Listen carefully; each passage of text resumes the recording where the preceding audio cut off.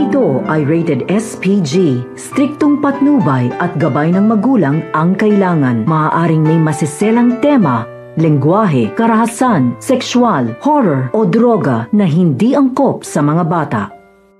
Nakaplano na nga itong si Baladja at agad naman kinausap itong si Moira upang maisagawa na ang kanilang plano dito kay Lolo Pepe upang mahingian nila ng malaking halaga. Kaya naman kinausap dito ni Moira ang kanyang anak na dapat ay makipag-cooperate nga sa kanilang plano. Ngunit nakonsensya pa rin itong si Zoe dahil baka mapahamak itong si Lolo Pepe.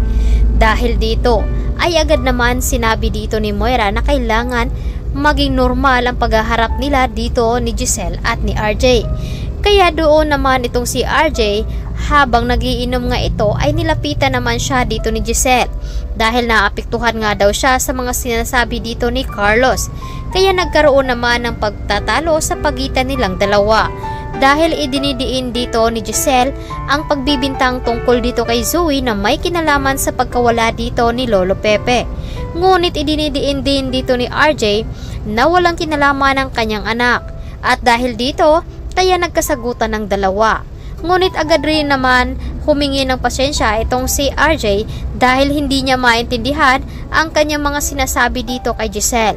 At dahil dito ay sinasabi dito ni Giselle na kailangan niyang mahanap ang kanyang ama kahit na saang lupalup man raw ito naroroon dahil ito na lamang ang meron siya dahil nga nawala na rin ang kanyang anak.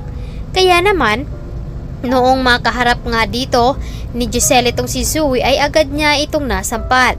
Napigilan din naman dito ni RJ at sinabi ni RJ kung bakit sinaktan daw ni Giselle ang kanyang anak. Hindi rin kasi mapigilan ni Giselle ang kanyang sarili na itanong dito kay Zoe at Moira kung saan nila daw tinago itong si Lolo Pepe. Kaya sinabi naman dito ni Moira na wala daw silang kinalaman kung nasaan nga ito. At dahil dyan ay sinabi rin dito ni Zoe na hindi nga daw sila ang nagdukot dito kay Lolo Pepe dahil naplanuhan na nga dito ni Moira at ni Baladja na kailangan nila makahingi ng malaking halaga at kapag magtangka man daw tumakas itong si Lolo Pepe ay wala na silang kundi ay papatayin na. Agad naman sinundan pa rin dito ni Annalyn si Zoe at pilit na pinapaamin kung ano nga ba talaga ang kanyang kinalaman.